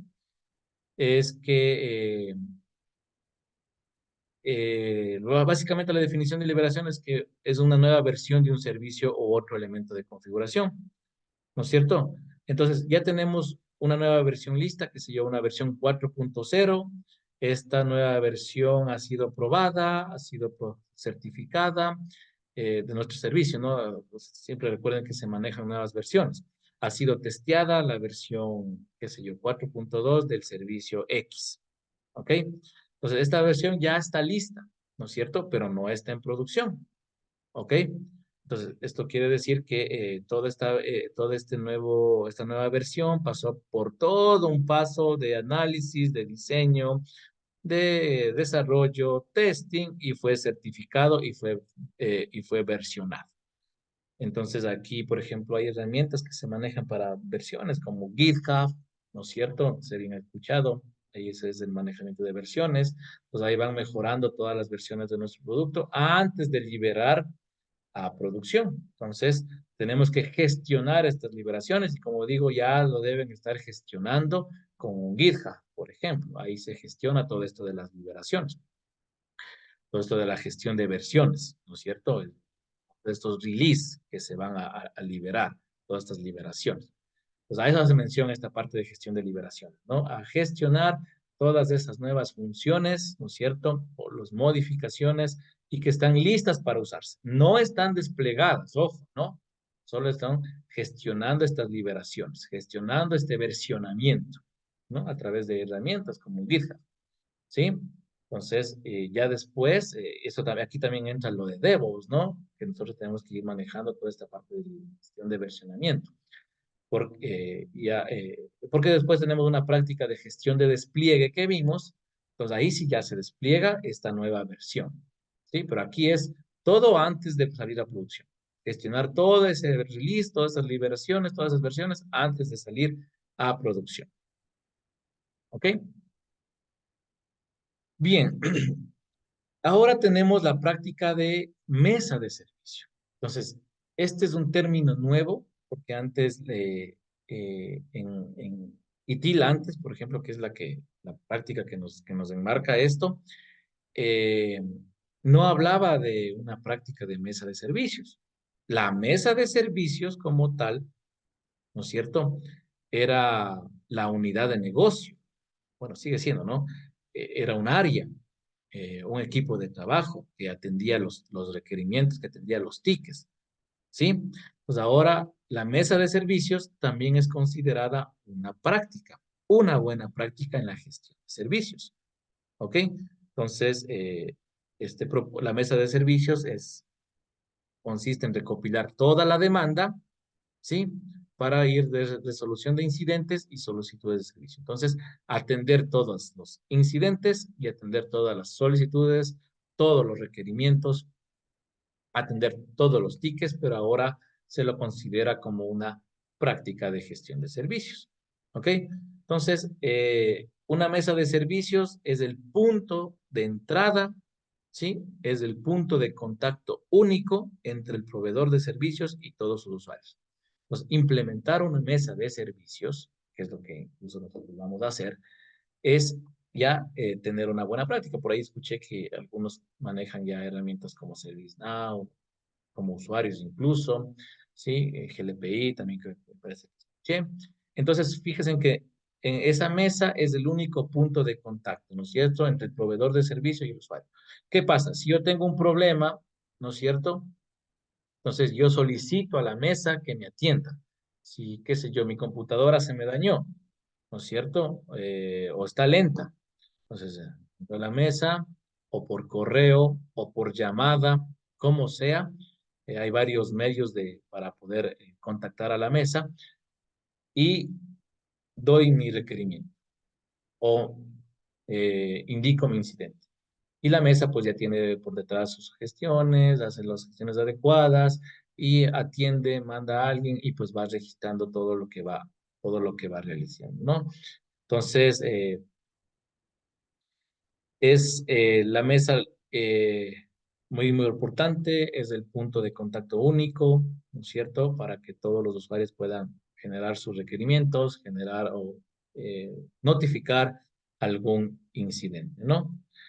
Entonces, hoy es considerado una práctica. Como les digo, las mesas ya algunas los tienen implementados. Entonces, es la práctica de mesa de servicios, ¿no? Entonces, y como les digo, ahora hay herramientas, como vimos incluso en las demo, que nosotros podemos, o incluso las mesas atienden ya chatbots, ¿no es cierto? O puede ser un equipo de trabajo físico, o podemos conectarnos con chatbots que enseguida van a la base de conocimiento y nos devuelven para brindarnos un autoservicio, brindarnos una solución. Entonces, ya hay herramientas automatizadas para ello, ¿no? Todo enfocado en la automatización, ¿sí?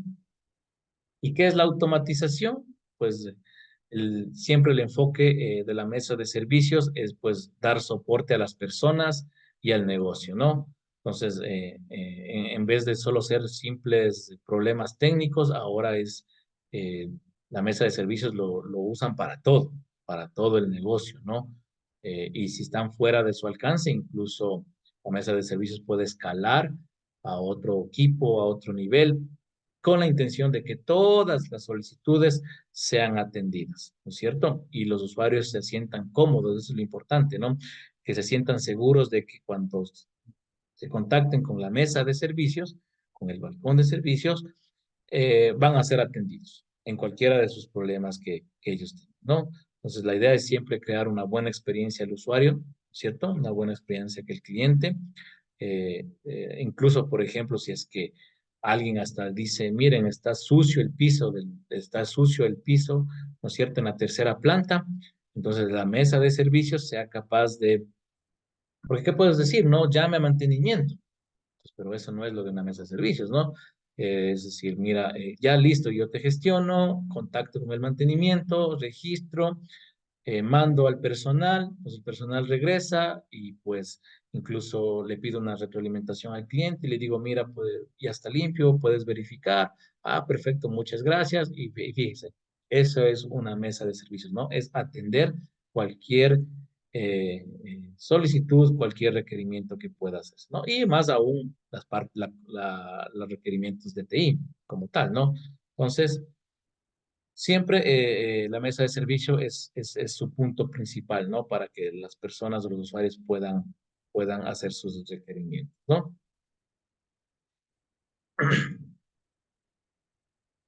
¿Cuáles son algunos aspectos claves de una buena mesa de servicios? Entonces, la mesa de servicios siempre se utiliza para organizar, ¿no es cierto? Coordinar asuntos, arreglar tecnologías, ¿sí? Atender requerimientos de los clientes. Entonces, la mesa de servicios se ha convertido en una parte vital de cualquier organización, ¿no es cierto?, para la operación del servicio. Entonces, es muy importante que esta práctica sea implementada, ¿no?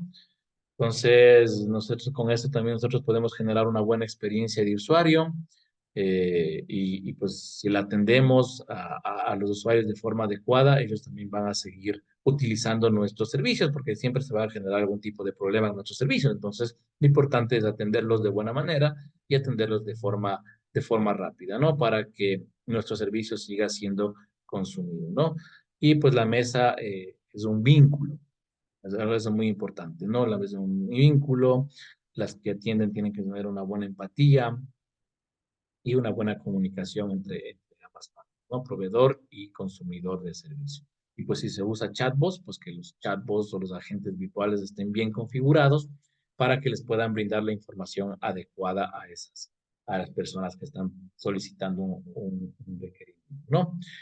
Entonces, las mesas de servicio, como ustedes pueden ver ahí, proporcionan diversos canales de acceso. Entonces, ahí tenemos llamadas telefónicas, ¿no es cierto? Nosotros podemos hacer una llamada telefónica a la mesa, ¿no es cierto? Para que nos pueda atender. ¿Qué más tenemos? Portales de servicio y aplicaciones móviles. Ahí podemos tener nuestro catálogo de servicios, como se acuerdan que vimos en el demo. Ahí podemos entrar desde el móvil, ver nuestro catálogo y solicitar.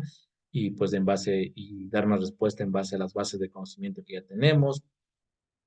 En el demo también vimos que a través de un correo electrónico podemos solicitar algo o notificar de algún incidente. ¿Ok? ¿Qué más tenemos ahí? Correo electrónico, puede ser de forma presencial incluso, acercarse a donde se encuentran la mesa de servicio. En fin, hay varios puntos o varias formas de que podamos comunicarnos, ¿no? Comunicarnos con incluso mensajes de texto. Ahora podemos conectar con las redes sociales, podemos a través de un mensaje de WhatsApp, por ahí Facebook, ¿no es cierto? Para los usuarios pueden solicitar el soporte respectivo. Ok, entonces varios canales para que la mesa atienda a los requerimientos. ¿Ok? Listo, y bueno, ¿en qué se da soporte? ¿No es cierto? Algunas mesas incluso manejan franjas de horarios, pues dicen, cuando llaman, por ejemplo, ustedes también a alguna operadora, pues a veces les dicen, nuestro horario de atención es de tal a tal, entonces ahí las mesas también definen su horario. Lo ideal es que siempre una mesa sea 24/7, o algunos trabajan de 7 de la noche, 7 de la mañana a 8 de la noche, en fin. Entonces, o que se trabaje por turnos, por eso incluso hay varios integrantes de la mesa para que puedan atender todos los requerimientos, ¿no? Entonces, bueno, eh, entonces las mesas de servicio obviamente requieren teléfonos, bases de conocimiento, herramientas de acceso remoto para, si es que hay que atender algún requerimiento importante, controlar el computador de la otra persona para darle la solución. ¿Sí? Herramientas de monitoreo y cuadros de mando, donde veamos cómo está el servicio, monitoreemos siempre los servicios, ¿no? Entonces, esos son todo lo que necesita una mesa. Y bueno, finalmente, ¿cuáles son las habilidades que tiene que tener una mesa de servicio? Entonces, excelente habilidades de atención al cliente, empatía, ponerse en los zapatos de la otra persona, analizar y priorizar los incidentes que estén afectando más al servicio. No es que los otros no se van a atender, se los van a atender, pero siempre hay que priorizar, ¿no es cierto? Hay que analizar. Hay que tener una comunicación eficaz, muy importante la comunicación, los modos de comunicarse, el método de comunicación que estemos utilizando. Y hay que tener mucha inteligencia emocional, ¿no? Porque hay todo tipo de usuarios. Entonces no podemos perder la cabeza, hay que atenderlos a todos, hay que manejar a los usuarios, a los clientes. Entonces son algunas habilidades que tiene que tener la mesa de servicios. Listo.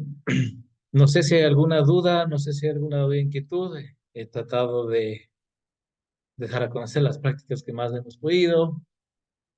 En este caso, hablando de las prácticas generales que vimos y las prácticas de gestión de servicio, ¿no? Bueno, la práctica técnica es la de gestión de despliegues, que ya básicamente es hacer el despliegue de la aplicación, gestionar ese despliegue de la aplicación, ¿con qué? Con herramientas de gestión de despliegue. Entonces aquí entra mucho DevOps también, ¿ok?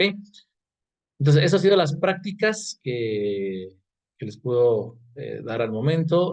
Hay muchas prácticas, como ustedes vieron, son 24 prácticas, pero nos hemos enfocado en las más importantes, ¿no? Para habilitar un servicio, ¿no? Para gestionar de forma adecuada un servicio. Y eso, no sé si tengan alguna duda, alguna inquietud, por favor. Sí, tengo una duda y una preocupación. El proyecto que vamos a hacer la próxima semana Ujú. sería de todo lo que explicó. No, no, no, no. Vamos. No, imagínense, poner todas las prácticas es muy complicado, ¿no? No, básicamente nos vamos a armar un pequeño catálogo de servicios y vamos a generar requerimientos e incidentes. Nada más. ¿Con alguna herramienta específica? Sí, vamos a ver si usamos GLPI. Ajá. Ok. No, imagínense en configurar todas estas prácticas y como proyecto final, no, pues esto es de un proyecto completo, ¿no? Hay empresas que se dedican a eso exclusivamente. Y yo trabajé en una de ellas donde se implementaban mesas de servicio. Entonces, es levantar todas estas prácticas, bueno, aquí se llamaba procesos, es reunirse, es configurar la herramienta, es afinar. Uf, es un proyecto completo eso, ¿no? Esto no es así que se lo sacan, ya, ¿no? Entonces, la idea es hacer algo pequeño, ¿no? La idea es hacer algo muy, muy pequeño, ¿no? Utilizar la herramienta que le pedí en este caso y pues configurar ahí un pequeño catálogo para que ustedes vean cómo funciona, ¿no? Cómo funciona esta la configuración, cómo funciona esto de los incidentes, de la solicitud de servicio y el catálogo de servicios que vimos incluso en los demos. Eso básicamente, no vamos a hacer todas las prácticas. Obviamente de ahí ustedes pueden seguir indagando y pues levantando todas las prácticas que falten y ir configurando, ¿no? Perfecto. No sé si alguna otra duda tienen, alguna otra inquietud. Doctor, sí, yo tengo una pregunta. Sí, Tal dígame. vez ya me escucha. Sí, claro. Bueno, eh, ¿este servicio es rentable? ¿Ofrecer esto es rentable ahora? ¿A qué te refieres? ¿A instalar mesas? ¿Implementar Sí, mesas? correcto. Ajá. Claro, yo trabajé en una empresa de consultoría. Hay varias empresas de consultoría que se dedican a hacer esto, implementar mesas, implementar herramientas de monitoreo, implementar herramientas para carga y estrés, ¿ok? Implementar herramientas para DevOps, para integración, despliegue continuo. Entonces, hay empresas que viven de eso. Yo viví muchos años en esas empresas. Entonces, hay proyectos grandes. Por ejemplo, yo trabajé en proyectos para Banco Pichincha, instalamos una mesa de servicios, me acuerdo, en Grupo Éxito en Colombia, en Medellín, y cuestan. La consultoría cuesta. Si es que usas herramientas de top, como por ejemplo alguien ServiceNow, cuesta el licenciamiento. Hay que comprar el licenciamiento porque son herramientas muy buenas. Entonces, estas implementaciones valen, no cuestan. La consultoría que tú das cuesta, te da beneficios. Entonces, como les digo, yo trabajé en empresas incluso mañana la persona que nos va a dar la clase Team Teaching, pues sigue trabajando en estas empresas. Era un ex compañero mío, un amigo, en el que ha implementado mesas en Colombia, en Bolivia, en Argentina incluso, con la empresa, ¿no? Entonces, ha trabajado en proyectos que cuestan millones incluso. Entonces, implementar mesas de ayudas, eso es lo que hoy en día se hace, ¿no? En las empresas de consultoría, de monitoreo incluso. Y ya se usa pues, más acorde sea al presupuesto, a las necesidades. Ujú. Doctor, otra pregunta. ¿Hay plantillas de esto? O sea, ¿no se empieza desde cero? ¿O cómo funciona? Aparte de eso, ¿el licenciamiento es para la entidad que compra? ¿O cómo es el licenciamiento? ¿Por Ya, persona que ocupa? O... sí. Ajá. Por lo general, el licenciamiento se basa en, se dice, usuarios nombrados y usuarios concurrentes, por lo general, ¿no? Entonces, digamos que va a haber personas los de la mesa, por ejemplo, los que atienden la mesa, ellos son usuarios nombrados, es decir, ellos van a tener una licencia con su nombre, la licencia va a estar atado a su nombre, a su correo, lo que sea, para que ellos puedan acceder. Entonces, dependiendo cuántos tengas en la mesa, digamos que tengas 10 de la mesa, 4 de la mesa, entonces tienes que comprar 10 licencias de usuario nombrado, que se los llama. También hay las licencias concurrentes. ¿Qué quiere decir esto de las licencias concurrentes? Son personas que ingresan no siempre a la herramienta, ¿ok? Ingresan puntualmente para hacer una aprobación, ingresan puntualmente para registrar porque ellos son un nivel 2 o un nivel 3. Entonces, digamos, yo puedo adquirir, digamos, son 10 personas que ingresan de forma esporádica a la herramienta. Entonces digo, a ver, voy a adquirir cinco concurrentes, porque no todos entran al mismo tiempo. Si es que todos entraran al mismo tiempo, necesitarás 10 licencias, ¿no?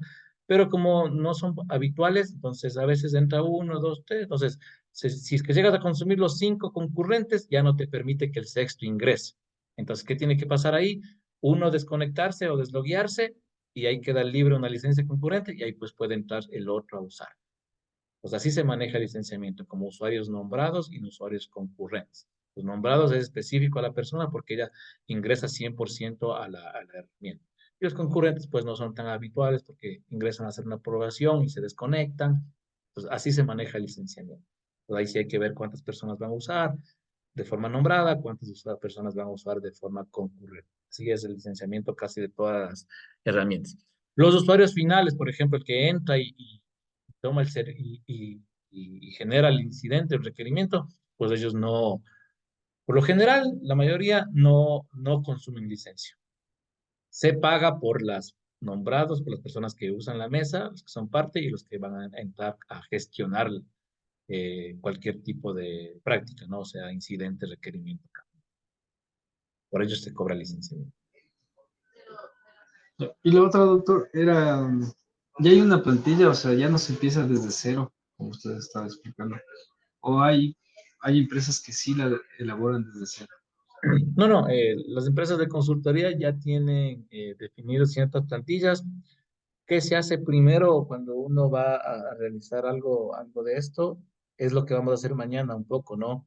Levantar bueno, antes se llamaba los procesos, ahora se llaman prácticas. Levantar la práctica. Hay que levantar ese proceso. ¿Cómo es este proceso? A través de reuniones, se usan plantillas para ver cuáles son los servicios que más ofrecen, cuáles son los requerimientos que más realizan. Pues ahí se va levantando, ¿no?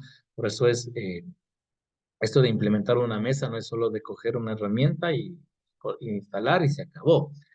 Esto lleva por detrás varias reuniones y varios especialistas, ¿no es cierto? Entonces, en un proyecto entran varios especialistas. Entra el especialista en ITIL, el especialista en procesos, en donde él va y empieza a levantar los procesos necesarios, en este caso las prácticas. Entonces, vamos a levantar la práctica de gestión de incidentes, ¿ok? Vamos a levantar los requerimientos, vamos a levantar el catálogo de servicio. Entonces, ahí sí, reuniones, ¿no es cierto? Reuniones con las personas involucradas, se usa plantillas y se va llenando ahí y se va levantando estas prácticas, ¿no es cierto? Una vez levantadas estas prácticas, ¿no es cierto? Se genera un documento en donde está toda esta práctica o este proceso levantado, qué es lo que se habló, qué es lo que necesita, cuántos servicios se levantaron, cuántos servicios se van a implementar, a qué hace mención este servicio de TI, de recursos humanos, lo que sea, todo un documento, ¿no es cierto?, con el levantamiento de esa práctica. Entonces, una vez hecho eso, pues ya eso pasa a otra área. ¿Cuál es la otra área? En la que ya vas a hacer el documento funcional, el diseño técnico, ¿sí? Entonces, en base a lo que se levantó el proceso, ahora listo, analizas, listo, esto pues, a implementar en la mesa. Entonces ahí vienen los otros especialistas, ¿no? Viene el líder técnico, entonces en base al documento de procesos, arman un documento técnico funcional y eso después, ese documento técnico funcional, pues dice, listo, aquí está el documento técnico funcional, configura, automatiza el proceso que se levantó. Pues viene el otro equipo, instala la herramienta y empieza a configurar y entonces, empieza a hacer las pruebas con los usuarios finales, con los usuarios que son encargados de la gestión de incidentes, porque hay que formar equipos. Entonces, como ustedes vieron, hay que formar equipos para los cambios. Hay que formar un equipo que sea encargado de los incidentes, un incident management, un administrador de incidentes. Hay que armar un equipo, un administrador de cambios, un administrador de los servicios. Pues hay que armar esos equipos que son encargados de ir actualizando los servicios, de ir gestionando los incidentes y automatizando en la herramienta. Así se genera básicamente una implementación, una consultoría. Y al final, ¿qué se hace? Pues se cita, obviamente se pone primero en desarrollo, se hacen pruebas, todo como hacer un desarrollo de software, ¿no? Pero ya usas herramientas. Entonces ya no desarrollas la herramienta como tal, porque en el mercado ya hay herramientas. Entonces ya dices, esta herramienta voy a utilizar, pues y cojo y la instalo y la configuro. Y después capacito sobre ello a todos los involucrados del servicio. Así, en un breve resumen, funciona esto. Gracias. ¿Ok? No sé si tienen alguna otra duda, alguna otra inquietud, por favor. Es un poquito largo esto, son bastantes prácticas, pero bueno, la idea es que conozcan, ¿no? Pues después ustedes puedan ir indagando un poco más.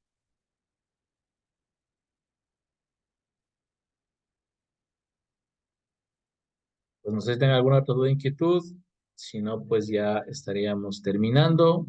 Nada más recordarles, por favor, la clase Team Teaching que vamos a tener mañana. También es muy importante, muy buena para que podamos ya ir levantando los servicios, perdón, levantando las prácticas y obviamente también el catálogo de servicios. Y eso después va a repercutir para que se configure en la mesa de... Paul, con todos, buenas noches, compañeros. Un favor, me atrasé un poquito al listado, no sé si Ah, me ya, puede incluir. ya le Ah, en este momento. Yo mí también, también, profe, por favor. A ver, indíqueme por favor quién es. A ver, Diego Flores, profe. John, perfecto. Y Diego Flores, ¿ya? ¿Alguien más? Yo también. Sí, Santiago Aguirre. Diego Aguirre. Ok, listo. ¿Alguien más, por favor?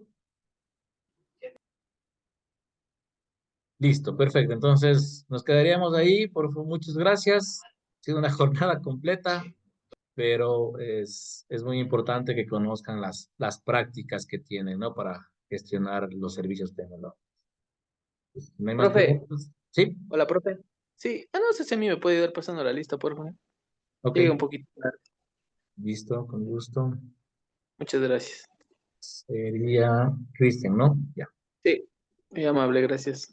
listo. Listo, muchachos, les agradezco mucho y nos estaríamos viendo el día de mañana. Hasta mañana. Gracias, doctor. Hasta mañana. Gracias.